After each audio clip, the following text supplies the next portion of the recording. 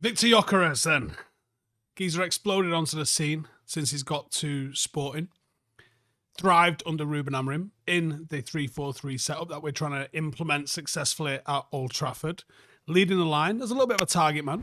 And we saw in his debut season resounding success. 29 goals in 33 league games. He swept 5 Player of the Months in that, made Team of the Year, and then continued it again this season. It's been an unmitigated success.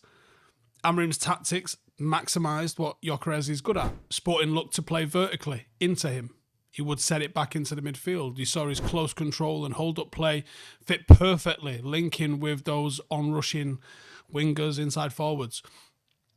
And despite being 6'2", and, decent size on him, he's got good technical ability in tight areas. Seamlessly rotates with the wide forwards.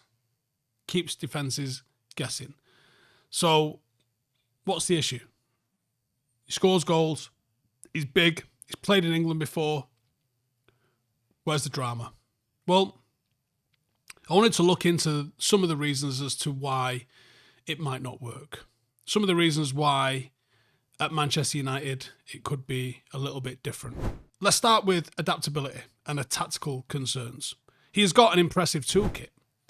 I think his movement inside the box is elite. I think his finishing is clinical. I think he offers you a dual purpose. He's both aggressive when you don't have the ball. Pressing is natural to him. And I think he stretches defences and can hold up play. I think those are all perfectly valid reasons. And obviously he knows where the net is to a whole other level. But I think there's also some valid concerns. Question marks about whether or not his game translates to the intensity of the Premier League and Manchester United in particular. For his size, he is not a dominating aerial striker. For his size, he only wins 0.75 aerial duels per 90 minutes, placing him in the bottom percentile for forwards. He actually seems to avoid that physical wrestling with centre-halves. For those of us who've watched and been incredibly disappointed with Rasmus Højlund this season, that'll feel like manna from heaven, watching a striker that's not interested in that physical hand fighting, tries to beat them with speed. Some observers note that he doesn't like the physical challenge and is actually below average in his physical duels compared to other strikers. He's also not a consistent target on set plays or even for high crosses, which could limit his effectiveness in Premier League terms. Adapting to the Premier League, adapting to the faster tempo and the relentless intensity is going to be a major test for him. Yes, he's proven himself in Portugal. Yes, he's held his own in the Champions League. Yes, he's played in the Championship.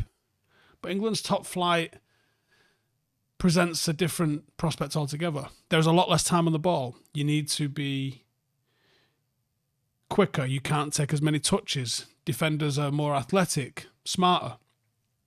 We'll always find the sorts of pockets of space on the break that can be exploited in both the Championship, in Portugal, or even in the Champions League. United would need to see if he can still impact games when the touches are going to be limited, where every action is going to be under heavy physical pressure. Maintaining his pressing output and sharpness, we could probably see that from him for sure. But doing that over an entire Premier League season with the congested schedule and the physical toll, especially with Europe was thrown in the mix, is a bit of an unknown. Gyökeres' primary mode of attack is to turn and burn, to beat defenders with pace, to run into the space, to run in between defenders, to create a bit of confusion about who's meant to be marking him and take advantage of that. Premier League backlines, especially at the top clubs, are probably a little bit harder to beat in that manner. Smart centre-halves are going to look to body him up, tie him up, deny him the turn, and yes, as noted, he isn't at his best when he's forced into those wrestling matches. If he can get away from him, then yeah, he's going to have a good time, but some defenders are just going to foul him and hold him. And there is a concern against well-drilled, deep defensive blocks, the kind that United do sometimes face, especially at home, that Gyökeres could struggle to find the space to make an impact. Improving his hold-up play, improving his contacts and being craftier in tight spaces could benefit him. Try avoiding to be neutralised. He's going to need to do all of that.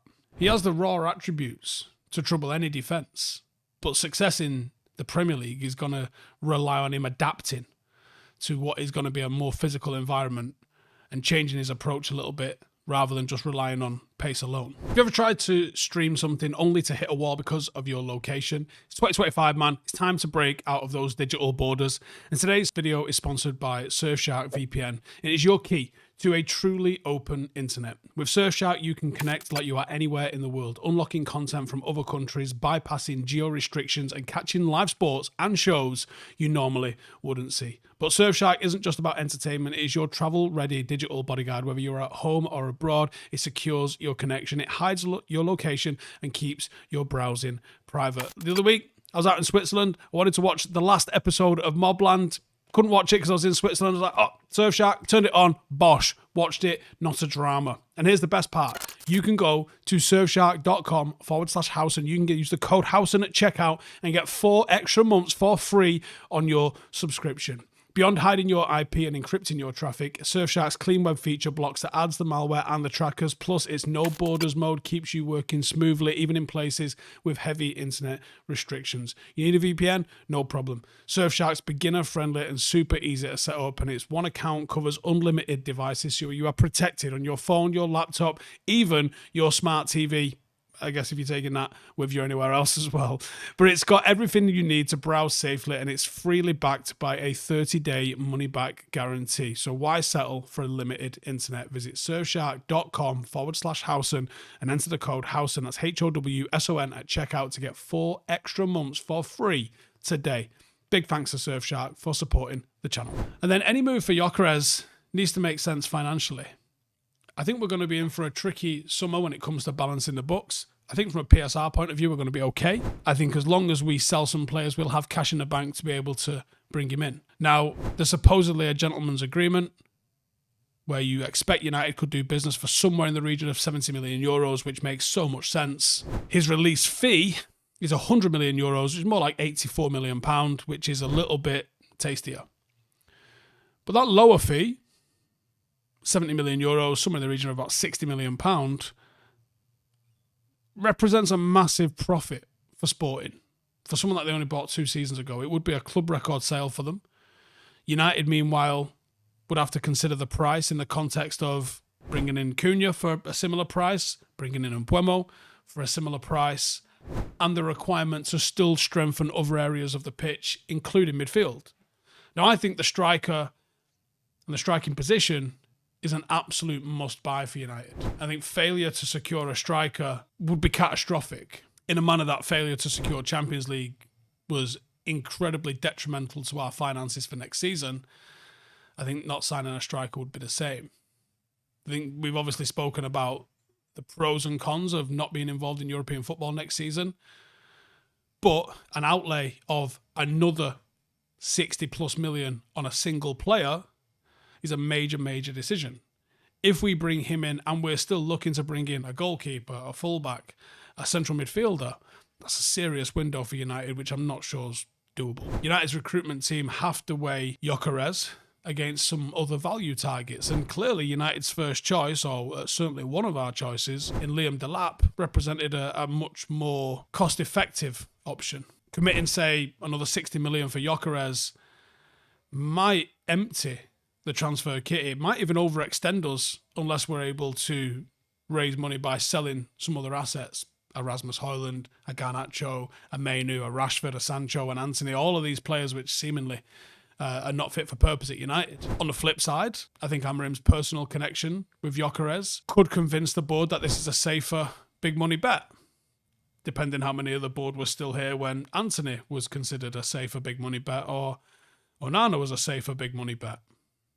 The manager knowing the players used to be a positive, but I think with some of the issues that we've seen with the likes of Anthony and Onana, maybe not so much anymore. I do think Amorim would have a clear tactical plan for him. The number of goals he's scored doesn't really compare with Anthony at Ajax.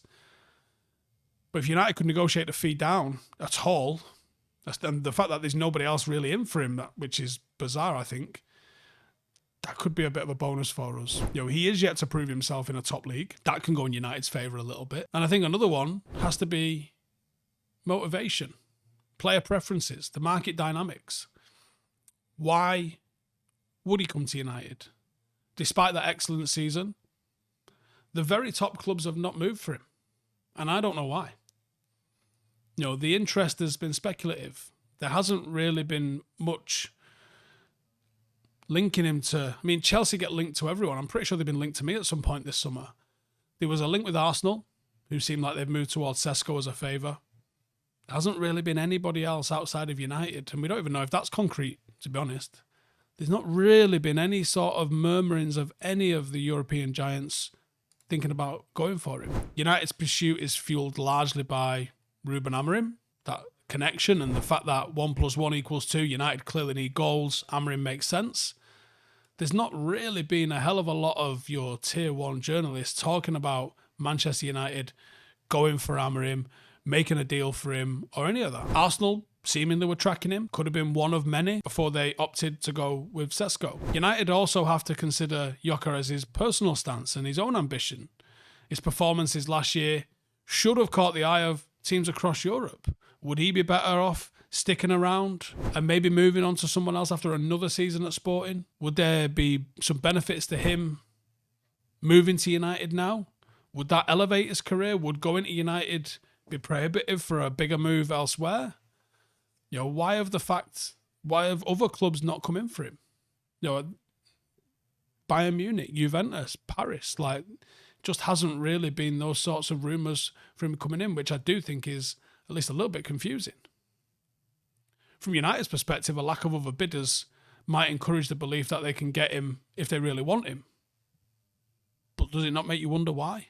United are going to want someone that's hungry, that's fully committed. Now, Amorim, knowing him, you'd hope he's able to know whether or not Gyökeres would be truly committed to coming, truly interested in coming, truly wanting to lead the line for United. But this is an important factor. You want players at the club who want to be here, not that are settling. How this game of leverage and preference and desire plays out will be just as important as how much he costs, or even whoever is a tactical fit. I think United's interest in Gyökeres is a fascinating case study in terms of tactical fit, player ambition, financial prudence, opportunity. Gyökeres clearly thrived under Amorim at Sporting and has got the pressing, the movement and the finishing to suggest he could be the solution to United's goal-scoring issues. But there are doubts. He hasn't proved it in England at the top level. He hasn't proved it in any top league at the top level. Premier League defenders will be a different prospect for him altogether. At the right price, with the right mindset, it could be the final piece of a new front three jigsaw for Manchester United. And Mbeumo, Cunha, Gyökeres is on paper at least, a complete and utter sensational level upgrade on what we've seen previously at Manchester United, and certainly this year at Manchester United. If we can get him over the line and he's motivated and he's hungry, it could work. But like every transfer, there's no guarantees. So that's what I think. I'd still do it, I think. I'd still like to see him in a United shirt. We need a striker. For me, it's a no-brainer. But what do you guys think? Please let me know in the comments. I'd love to know what you guys think. And I'll see you in the next one. Laters. Hey, thank you for watching the video. If you are new around these parts, then don't forget to subscribe. My channel is proudly supported by my community on Patreon. If you'd like to get a little bit of extra content, a Discord group, meetups, five-a-side games, weekly podcasts, behind the scenes, and even an occasional bit of transfer news as and when I get it, then for the price of a pint, you can show your appreciation for the content that we make and get some goodies for doing so as well. Check the link in the description or click the button right here. You'll also find all of my socials here too if you want to follow me on any of those platforms. Nice one.